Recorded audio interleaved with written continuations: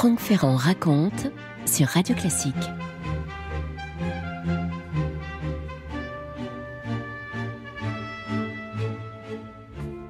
Juin 1738, grande agitation au château de Versailles dont les cours s'animent comme à chaque grand départ.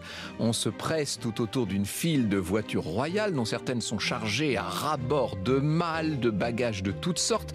Elles n'attendent qu'un ordre pour s'ébranler. C'est une scène touchante en vérité, pour ne pas dire déchirante, puisqu'en ce 16 juin 1738, la famille royale, cette famille nombreuse, unie, composée de Louis XV qui a donc 28 ans, de son épouse Marie, 35 ans, et oui, la reine a 7 ans de plus que le roi, de leur fils, le dauphin, et de leurs 7 filles encore en vie. Elles sont si nombreuses qu'à la cour, on a pris l'habitude de les désigner par un numéro, Madame 3e, Madame 5e, etc. La famille royale, donc, est en train, pour la première fois, de se séparer. Le cardinal de Fleury, qui gouverne la France, c'est une main de fer dans un gant de velours, le cardinal de Fleury, il a fini par estimer que l'entretien à la cour de toutes ces princesses coûtait beaucoup trop cher. Dites-vous que chacune a sa propre maison, avec ses gardes, ses laquais, 8 femmes de chambre chacune. Enfin, vous imaginez un peu l'armée de personnel que ça représente. Donc, par souci d'économie, mais aussi, disons-le, pour désencombrer un peu les couloirs et les antichambres du château, le cardinal a décidé que seules resteraient à Versailles les 2 filles aînées de leur majesté, les sœurs jumelles Élisabeth et Henriette, et qu'on allait envoyer les 5 autres, le temps de leur éducation, à l'abbaye de Fontevraud, à quelques 300 km de là. Alors à l'époque, on dit à 80 lieues. Je peux vous dire que ça fait, dans l'imaginaire du XVIIIe siècle, quand on dit 80 lieues, autant dire au bout du monde. Imaginez un peu les pleurs, les embrassades bien touchantes entre la reine bouleversée et ses filles, Victoire, 5 ans, Sophie, 4 ans, Félicité, 2 ans, et Louise, 10 mois seulement. La petite Louise que sa nourrice tient dans des langes de dentelle tout en pleurant abondamment elle aussi.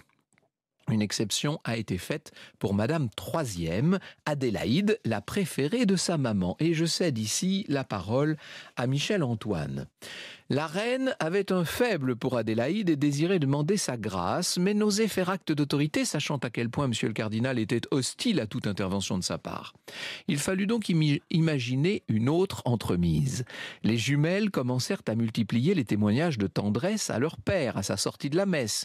Puis Adélaïde elle-même se présenta un jour devant lui baisa la main et se jeta à ses pieds en pleurant. Louis XV fut touché, larmoya aussi, et toute la cour avec lui, en sorte qu'il promit à la suppliante qu'elle resterait en famille. Mais on s'occupa, sans désemparer, du voyage des 4 autres. Conduites par une sous-gouvernante, les petites princesses quittèrent donc Versailles le 16 juin 1738, sans éclat, sans bruit. Leur père était à Rambouillet, où, à son retour de la chasse, Fleury lui remit une lettre de Madame de Tallard lui annonçant ce départ. Un seul carrosse les emmenait, suivi de 7 voitures et de 20 fourgons de bagages. Monsieur le cardinal voulait qu'elles fussent escortées seulement par 8 gardes du corps. Le duc de Béthune, capitaine des gardes, obtint non sans peine qu'il y en eût 12, mais pas de Suisse. Franck Ferrand sur Radio Classique. Alors donc, on va se séparer, on emmène 4 des princesses là-bas. Ça va être très dur d'ailleurs pour elles de se retrouver comme ça à Fontevraud, parce qu'il faut bien imaginer que Fontevraud, certes, est un grand monastère royal, où l'abbesse les accueille en tenue blanche pour ne pas trop les effrayer. D'ailleurs, on a dispersé dans les jardins toutes les moniales pour éviter de trop impressionner toutes ces petites filles. Mais enfin, néanmoins, c'est une éducation austère qu'elles vont y recevoir. Et Madame Victoire, notamment, qui est assez dissipée, c'est la plus âgée de toute la petite bande.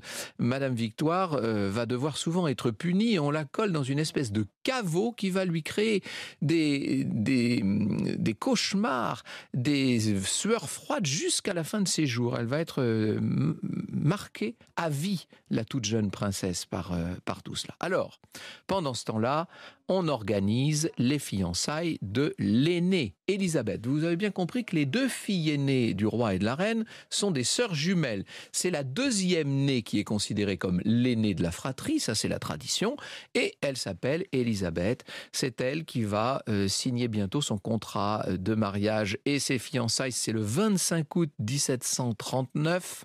Elle porte dans le grand salon d'Hercule inauguré pour l'occasion une robe d'argent garnie de diamants. Sa dot était de 300 000 écus d'or, absolument une somme invraisemblable, vertigineuse, avec des bijoux d'une valeur équivalente. Elle épouse un infant d'Espagne, dont Philippe, le fils de Philippe V et de sa première épouse, et donc elle va devenir, et de sa deuxième épouse, pardon, elle va devenir Madame Infante.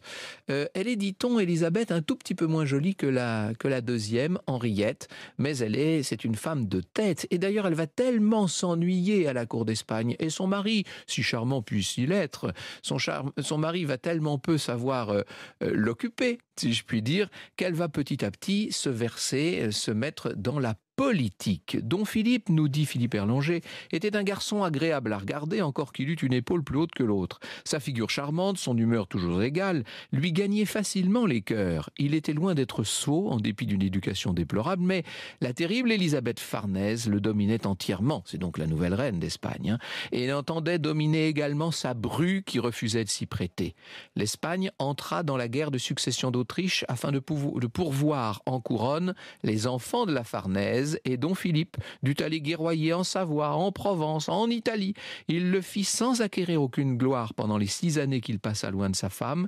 Exaspérée par l'ennui, par la contrainte, Élisabeth, à l'instar de sa belle-mère, se voit dès lors à la politique, et on va la voir, notamment cette Madame Infante, cette fille aînée de Louis XV et de Marie Leginska, on va la voir à Versailles, puisqu'elle revient dans la famille, elle revient à Versailles après plusieurs années d'éloignement. Alors ce sont des pleurs, des effusions, etc. On est en pleine guerre de succession d'Autriche, et Madame Infante fait tout pour que son mari soit doté d'un duché, ce qui va finir par avoir lieu.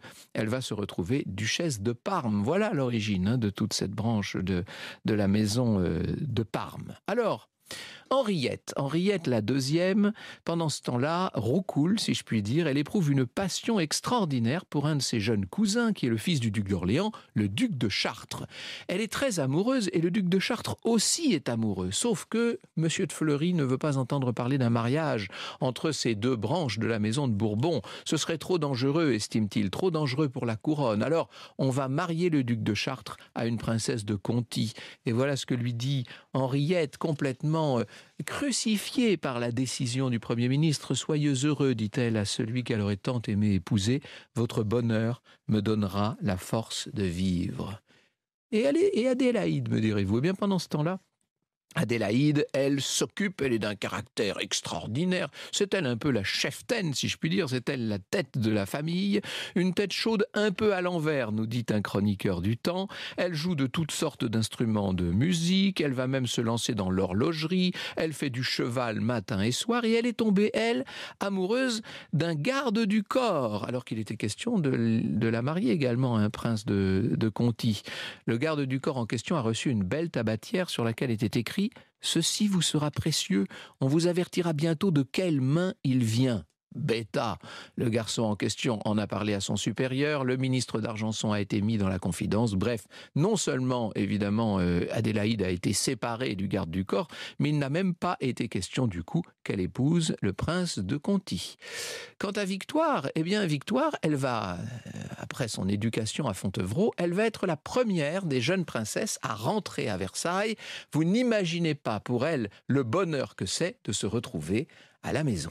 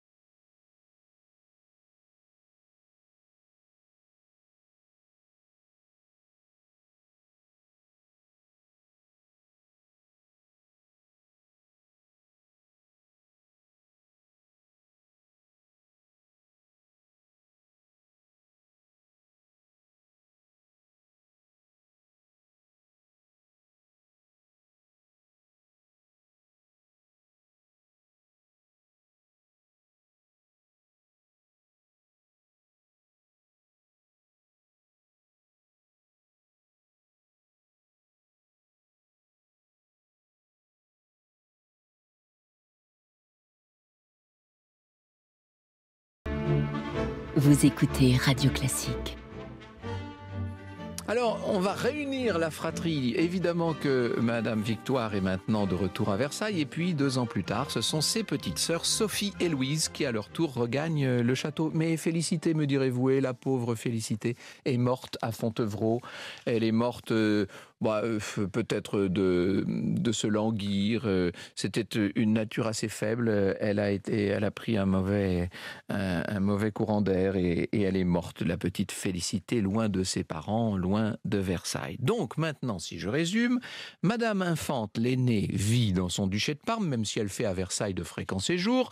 Madame Adélaïde mène tout son petit monde, et notamment Madame Victoire, qu'elle a littéralement prise sous son aile. Et puis les 2 plus jeunes, Madame Sophie et Madame Louise, essaient de faire leur place dans un château où on leur a trouvé des appartements, toute une maison, etc.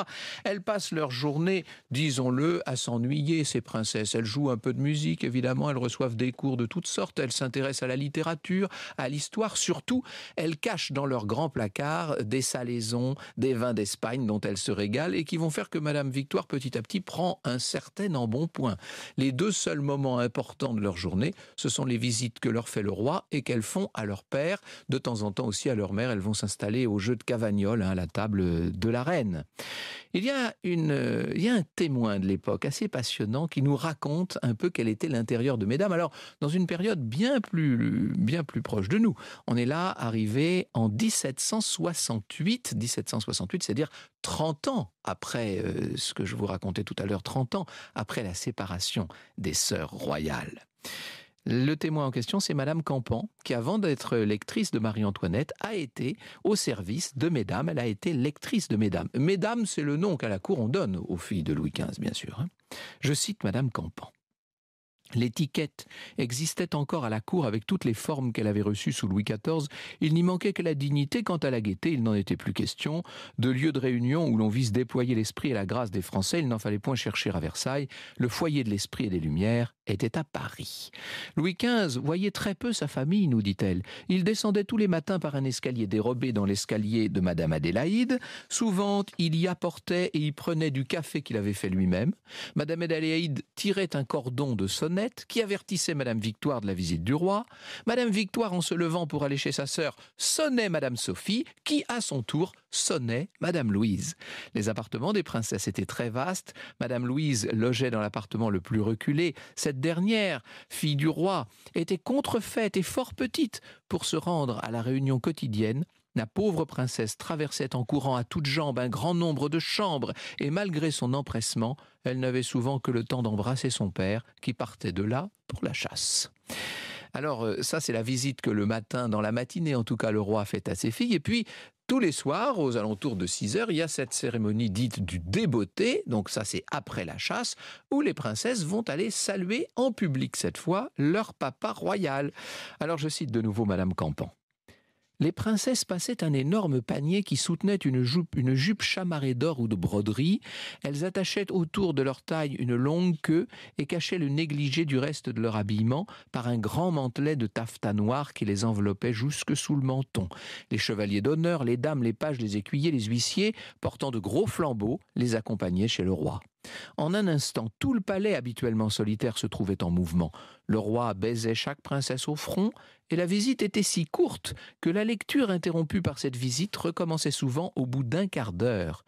Mesdames rentraient chez elles, dénouaient les cordons de leur jupe et de leur queue, reprenaient leur tapisserie et moi mon livre. Vous voyez comme cette vie est passionnante. Je dis mesdames, il en manque une maintenant, il manque Henriette.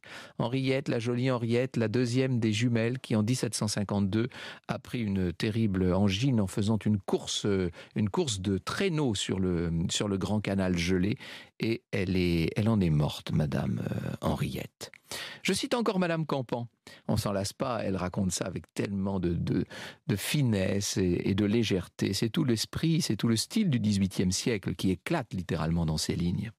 Pendant l'été, le roi venait quelquefois chez les princesses avant l'heure de son débotté. Un jour, il me trouva seul dans le cabinet de Madame Victoire et me demanda où était Coche. Et comme j'ouvrais de grands yeux, il renouvela sa question, mais sans que je comprisse davantage.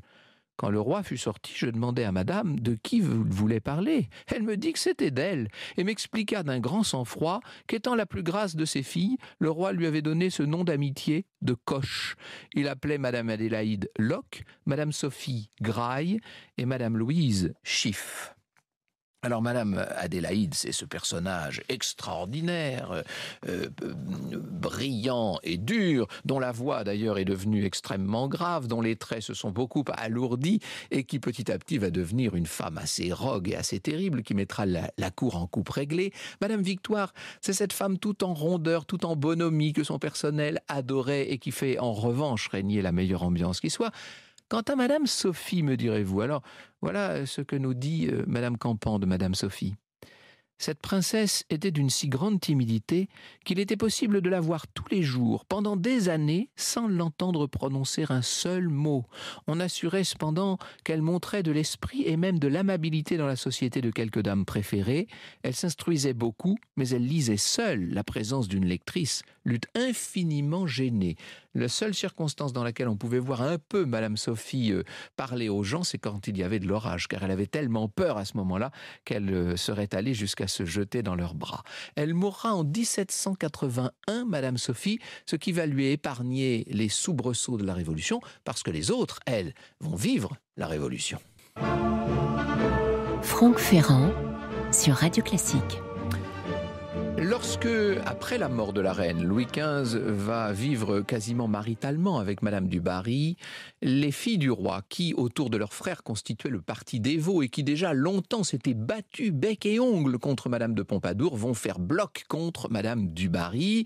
Et lorsque la petite dauphine Marie-Antoinette arrive de Vienne pour épouser le petit-fils du roi, elles vont essayer de la chapitrer, de la dresser contre Madame du Barry, d'en faire en quelque sorte leur bras armé. Assez vite, arrivée à son tour sur le trône en 1774, Marie-Antoinette va se rendre compte de la mauvaise influence de celles qu'on appelle maintenant Mesdames Tantes, notamment de Madame Adélaïde. Il va d'ailleurs être question d'envoyer Madame Adélaïde à Fontevraud, où elle n'avait jamais été. Quant à Madame Victoire, on pensait même l'envoyer à Commercy. La vérité, c'est que Mesdames Tantes ont tendance désormais à se retirer chez elles dans leur pavillon de Bellevue. La plus jeune, Louise, au moment où son père vivait avec Madame du Barry, était entrée au Carmel. Et oui, elle était devenue religieuse, Madame Louise. Elle mourra juste avant la Révolution en 1787. Elle ne verra pas la Révolution. Alors que les deux autres, Madame Adélaïde et Madame Victoire, non seulement vont vivre la Révolution aux côtés de leur neveu Louis XVI et de leur nièce par alliance Marie-Antoinette, mais elles vont tout faire pour essayer de quitter la cour, de quitter Paris. En février 1791, elles obtiennent de l'Assemblée nationale l'autorisation de quitter la France, mais ça va être des péripéties incroyables jusqu'à ce qu'elles se réfugient chez le pape à Rome. Les 6 années de leur séjour en la ville éternelle sont marquées par le contre-coup des événements en France, raconte Philippe Erlanger. Adélaïde conserve son ardeur. À la mort de Robespierre, elle a un espoir. Elle écrit « Paris est tout en combustion, tant mieux, il y a longtemps que je désirais tant cet état. Si nous avions une bonne guerre civile, tout le monde serait chacun dans son foyer. » Oui, elle oublie peut-être un peu vite, Madame Adélaïde, que c'est elle qui a poussé son neveu Louis XVI à faire revenir le vieux comte de Maurepas et que c'est une des raisons pour lesquelles le règne de Louis XVI est parti sur de mauvaises bases. Elle oublie aussi que, en entretenant autour de sa nièce Marie-Antoinette une sorte de cabale et peu à peu en dispensant des épigrammes, elle aura contribué à la mauvaise ambiance qui finirait par aboutir à la Révolution française. En 1797, Adélaïde et Victoire doivent fuir Rome puisque le pape a signé la paix de Tolentino avec la France. Elles vont chercher refuge au royaume de Naples où on va les installer au château de Caserte. Et en 1799, ce sont cette fois les troupes de Championnet qui prennent Naples, dont les souverains, vous savez, se sont enfuis en Sicile. Mais on a complètement oublié, mesdames tantes, on les a complètement oubliés. Les voilà donc qui montent dans une petite voiture de fortune et s'en vont faire un voyage apocalyptique jusqu'à Trieste. Madame Victoire, toujours douce et résignée, mourra là-bas le 7 juin 1799. Quant à Adélaïde, restée la seule, eh bien, et toujours aussi intraitable, toujours aussi fière, bien sûr, elle va subir, si je puis dire, le contre-coup de tous les événements jusqu'à sa mort le 25 janvier 1800, seulement 1800, donc elle meurt sous le consulat. De sorte que alors, leurs corps ont été rapatriés en France. Et aujourd'hui, si vous allez à la basilique de Saint-Denis, si vous descendez dans le caveau des Bourbons, eh bien vous verrez derrière une simple grille 2 cercueils posés simplement sur des tréteaux de métal. Ce sont les cercueils de Madame Adélaïde, l'altière, la difficile, et de sa sœur Victoire, la bonne, la malheureuse. Vous écoutez Radio Classique.